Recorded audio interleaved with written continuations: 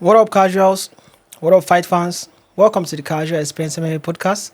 I am Ferdinand. What up, casuals? What up, fight fans? Welcome to the Casual Experience MMA podcast. I am Ferdinand, and I'm here with Michael. We're here to give you a review on the UFC first fight night of the year 2026. And also, guys, we're going to be giving you some updates about PFL and BKFC. I know you all are surprised, you know. The BKFC hosted the UFC legend, once retired, once he beat cancer 3 times, and he got back to fight game, and he was able to get the BKFC belt, no glove, no fear, with just pain, and he was able to succeed and get the belt against Rothwell. And also, guys, we're going to be talking about how Usman, the undefeated in the PFL, was able to retain his belt yesterday. And also, guys, I got to realize something yesterday about most fight fans ain't talking about this whole bout, because it's not UFC 324, 323, you know. But I saw some interesting bouts on that card. Like yesterday was just filled with fun, and from the UFC, BKFC, PFL, and other. Like yesterday was just special. Like. Yes, yesterday was quite good. Unfortunately, it looks like a lot of people did not watch it, like you said. Yeah. So when I looked at the Sporty TV that was streaming PFL, on that live video, there were just around 206 viewers.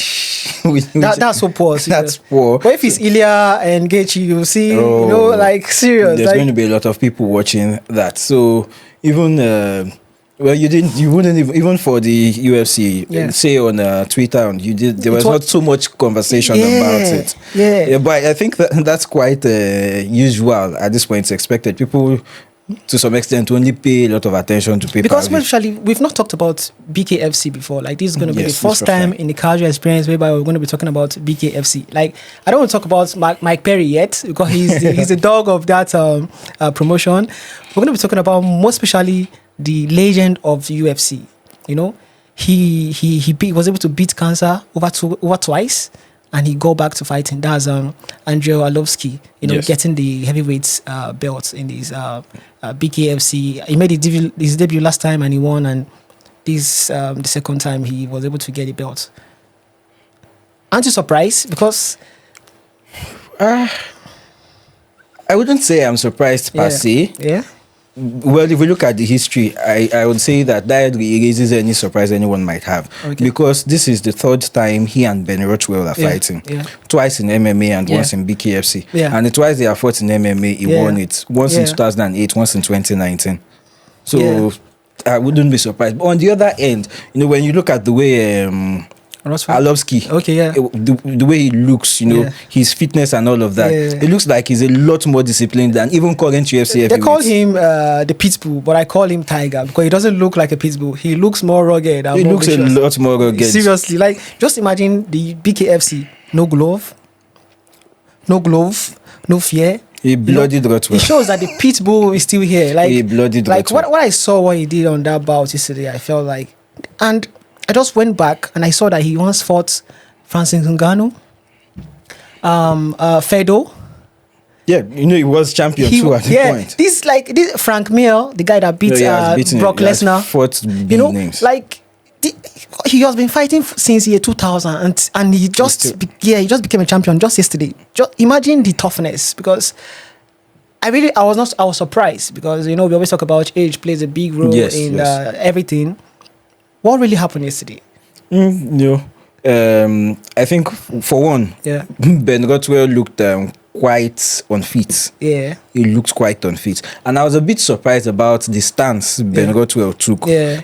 He wasn't committing to his punches. Yes. Yeah, he connected a few, but Andrei Arlovski had a better stance, I would say. His stance was just as if like rock. It was a very solid stance. Yeah. And so when he connected his punches, you know, they had a better damage on Ben Rothwell than Ben Rothwell's punch did on Arlovski. I felt he understood what MMA was all about, and he also understood. He used the boxing stance against Rothwell. He's a fighter. He's a complete fighter. Even before this BKFC match, he had the boxing, which he won. Yes. So he's a complete fighter. So we're going to go down to the PFL. and we've not talked about PFL for some time now. Yes, they've been off. And Usman, I actually learned something about Nurmagomedov last time, and you're able to explain that it means Muhammad and something like the son or something. Aren't you surprised that he's still undefeated in the PFL? I'm not surprised. Why I'm not surprised again is that if you look at the fights that happened the PFL fight yesterday, it shows you that the skill level, the caliber of fighters in PFL, their skill level is lower compared to what you find in UFC. Exactly. And in fact, that reflected itself in the co-main event too, and the main event. That reflected itself. So for Usman, who is obviously Nurmagomedov. So I would expect. It's no surprise that the quality of Habib, fighters, Islam, and the other people there also reflects in his own fight game also. And honestly, I would be expecting that he moves to UFC, especially as Makhachev is no longer the lightweight champion. Makhachev has gone up a weight class. Well, it depends on the Dana, because most times I feel like Dana always, his deals are always different from the other deals. It shows how interesting the UFC is. Don't you feel like the PFL is a threat to the UFC now because of the growth on how they get to see dominant fighters from Dagestan and to the UFC too? Because I felt really bad what I saw on the UFC card last night. This morning on Almeida. Seriously, like, we all really felt bad on that bout. Like, I felt like they should just reduce the rounds on just for heavyweight. Just make it like a 2 rounds. 2 minute rounds. 2 minute rounds, 3 rounds. Yeah, seriously, each.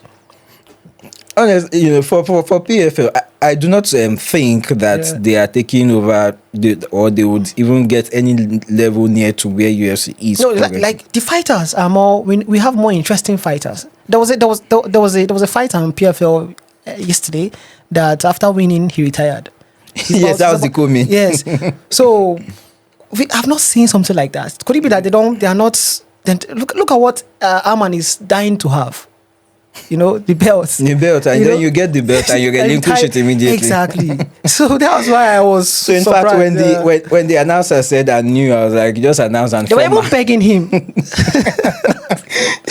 So I guess the person who he fought to is like the next person in the division.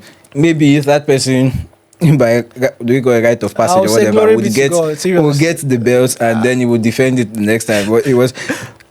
Maybe that's the first time that has ever happened in MMA. I don't even think that has ever happened in boxing, where someone wins the title and in the ring retires. Like, this would be the first time. I don't know. Maybe it must have happened in a long time, but I don't know. Maybe we're not born then. Maybe, seriously, but this was surprising. So, what do you say about Almeida? Him losing to an unranked fighter, Rizvan, because. Yeah. Almeida was the favorite on that bout. We all expected him to go there after his loss to Volkov, at least to get back up, which I know is not easy to do. How is he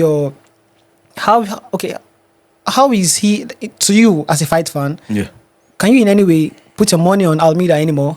Never. Because people are trying to push him to, like, some comments I read on the UFC. People are like, he should go down to ship him to the PFL. And PFL is more competitive now, Where is he going to go to? If he can survive in UFC, for God's sake, PFL is more competitive now. I for me, it feels like Almeida has the skill to be competitive, but for some reason does the wrong things in the octagon. Could it be that he doesn't come up with game plans? There are times where a fighter has a game plan and they abandon it once they enter the octagon. You see, like on Tuesday when we spoke about this, like Coach Binder, right? Yeah. Okay. If Almeida was going to continue like take this fight the way he's taking other fights, where he's only coming with grappling and has no other plans, he would end up losing. That's the same thing that happened in this particular fight. It's not as if Rizvan did a lot more better. He did not do a lot more better. He didn't even try. All he did was clinch and just threw a couple shots against the cage. It was a terrible fight. It was like the rating for that bout on heavyweight. We complain about heavyweight. Yes. To me, I felt like a light heavyweight can beat a heavyweight properly. Yes. with ease now. Yes. So that's why we always talk about my favorite weight class is a light heavyweight, because as it stands, you're not that heavy. Gone are those days whereby we had I mentioned last time on the last podcast on Bigfoot Silver. These are guys that weigh close to 300 pounds. Mark Hunt, Brock Lesnar. These are guys that weigh over 280 pounds. And you see the way they move, and you know how they come when they have to fight. But for this current breed of heavyweight, it's a lot even different. Daniel Cormier too. You know, he's heavy. You know, but who actually made it easy was when I saw Stipe Miocic beating those heavy guys. That was when I knew that it's not about the weight. It's not about the weight. Yeah, it's how to use it. Your gas, if you can actually survive. You can see how structured, how tall, and how massive Ngannou were. Yes. During his time, and Rosenstrike too. You know, imagine Overeem, for example. Yeah. You know, I felt really, really bad when I saw it, and the rating for the heavyweights actually depreciated. Dropped so much. Yeah. It has dropped so much. It's terrible. Yeah. So, the other bouts that actually got me excited was Hirogoshi. That was a very in fact from the first round the speed difference between both of them you could see the difference. You could see who was going to win on just the first minute of that bout. By the end of the fight, you see Albazi's face was just so red. Like I the moment I saw him, I knew that Tango, I didn't actually put my money on him though, but something actually spoiled the whole stake, which I did, but I was excited. At least I was able to predict something that, at least to my expectation, he came out tall, you know. I think most of the predictions that we made on Tuesday were correct. Ended up being correct. So which remind the fight fans about them. Okay, so for the main events, we obviously went with Bautista. For the co-main, we went with Horiguchi. Almeida versus Kuniev, we went with Kuniev. Who else for Justin Jacoby? We went with Justin Jacoby. I think the majority of the picks we made. Okay, are you not surprised? There's something I noticed on that bout. I saw it on the video. Alex Pereira, you know, he once fought Jacoby on kickboxing. Yeah, I saw him watching Jacoby coming victorious. Don't you think that it's going to be a threat to him too? Because that was how we watched Israel succeed in the UFC, and we also saw how he reacted to Pereira's defeating Strickland on the first round knockout. Don't you feel like something is going to, like, we're going to have like a reminisce on what happened to him and Izzy and Jacoby? I really doubt so. Not to be pessimistic, but I think before Justin Jacoby gets to that point where he will challenge Pereira for the belt, Pereira would have most likely retired. There's not much for Pereira to do in UFC currently. There's not much left for him to do. There's some rivalry that will keep up, you know, till the world ends, you know, to you guys, you know, because the rivalry, I felt the rivalry between him and Izzy was when Izzy was able to defeat him. The fact that he won Izzy about twice and Izzy won once. But having that in mind, at least my nemesis, I was able to knock him out. Yeah. You know? In spectacular fashion. Exactly. The way I saw him, when he reacted, I felt like, man, could it be that it might have a trilogy? I don't think that's going to happen. There's not much for Pereira to do. Dustin Jacoby is not in there. He's not like in the top 5 currently. Yeah. So, okay, so if we say light heavyweight, who's Pereira going to fight again? I feel Pereira doesn't want to fight again. He wants to move to the heavyweight. He wants to move to heavyweight. Yeah. Is he going to fight Iri again? He's fought Iri twice. Yeah. There's nobody for him to fight. Yeah. He's beaten round 3 already. Rakic is not in the top 5 any longer. Yeah. There's just nobody. So if he probably comes to heavyweight and fights Aspinall, if Aspinall comes back and he's healthy, if John Jones comes back, or maybe they put a card for them on UFC White House. Yeah. If bout for them on UFC White House. I feel like that UFC White House is going to cause a lot of problems for fighters. Whether fit or unfit, most fighters will want to make it to the White House, regardless of their status, their current health, whether they are okay or not. Because I felt, because this has been the first one of one in the whole world whereby we've had a UFC White House. Yes. Like, that's one of the most secret parts of America. Yeah, there are some fighters who are saying that they're not going to turn up. Yeah, they are not interested in fighting on UFC White House. They're just saying it. Maybe they're not champions. Once you're a champion, you want to be in the limelight. Check their rankings. You will know that even this guy wants to be on that card. Strickland. I don't know. Strickland wants to fight. He wants to be on that card. So everybody wants to. Everybody, a lot of people. So even if you don't want to fight, there's a million people waiting to replace you on that card. Exactly. That's history, and I really give much respect for Donald Trump for being able to promote the fight game without such kind of representatives whom will be able to talk about this important card that is about to happen. Yes. And Bautista versus Oliveira. I felt like Oliveira underestimated Bautista. I don't think he underestimated Bautista.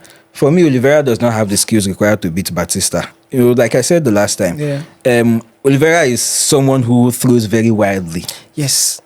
He doesn't have defense. His defense is poor, and the way he's been able to win is previous bouts. Six winning streak. 6 winning streak. But the way he's been able to do that is that 6 winning streak. He keeps pushing his opponents, and for some reason they keep ceding ground to him. And so by the time your back is against the cage, if he throws 5 swinging shots, 1 or 2 will connect, and he's very powerful. He's powerful. He's very powerful. So once he connects, he's going to do some damage to you. By the time you collect like 3 or 4 of that, you will touch the ground definitely. So I'm not surprised that Bautista won. However, I was a bit surprised at the game plan or the strategy that Oliveira tried to employ. He tried to initiate the grappling. He tried to initiate the grappling, and I don't understand, where he thought or, what informed that decision. Because number one, you could see that Umar struggled with grappling Bautista. And you are no level near Umar. Exactly. That's why I thought when I saw that, because I was hoping for him to must have looked for a way, like Peter Yan, for example, how he was able to counter Mirab. The defense, Peter Yan wasn't ready for any grappling. He was able to make the bout to how he wants it. He controlled the fight. Yes. You don't fight a grappler and you expect him to strike with you. You have to make the grappling attempt boring, unsuccessful, in order for him to be vulnerable, in order for you to take you don't even initiate it in the first place. Because you could see that Mirab was even restless. He was frustrated on that. He was frustrated. If Peter Yan had come with a grappling strategy, he most likely would have lost. Yes, he would. But all he focused on was the defense. Yes. Just defend it. And Oliveira came to attack. And in fact, that the finish that Bautista got was off a takedown attempt by Oliveira. Exactly. It was off a takedown attempt by Oliveira. So you did yourself by yourself. It shows that, we talked about how fighters on the bantamweight more especially, like the threats that await upcoming fighters, because from the top 5, they are deadly guys. Very, very deadly. Already waiting, Do you see any hope in Bautista? Yes, Bautista is a really solid fighter. I think what about his striking? His striking is decent. Do you measure him by any way having a slight chance against Peter Yan? No, Peter Yan is significantly better. What about Sean O'Malley? I think he might do better against Sean O'Malley than any other, person who is currently, or even better than Song Yadong. Really? Yes, he would do better than Song Yadong. Reason being that he has that grappling. Yes. He has better grappling than Song Yadong. Facts. Way better grappling. So he's not someone who, like I said, the mistake that Bautista would make is moving back and allowing Oliveira to march forward. Yeah, exactly. And exactly. I did not have that fear, because after watching the Jose Aldo fight of Bautista versus Jose Aldo, Bautista was moving forward. Yeah. Had he moved back against Jose Aldo, that he would have lost that fight too. So the recent fight of Bautista showed that he's not someone who prefers to fight on the back foot or will just unnecessarily cede ground. So I was sure that with this Oliveira fight, it was going to be easy for him. So I think that would also be very helpful when he fights Sean O'Malley, because if you are moving back, Chito Vera versus Sean O'Malley, the times where Chito Vera moved forward was where he found any success. Yes. Moving back, O'Malley was tagging him all the time. Yeah.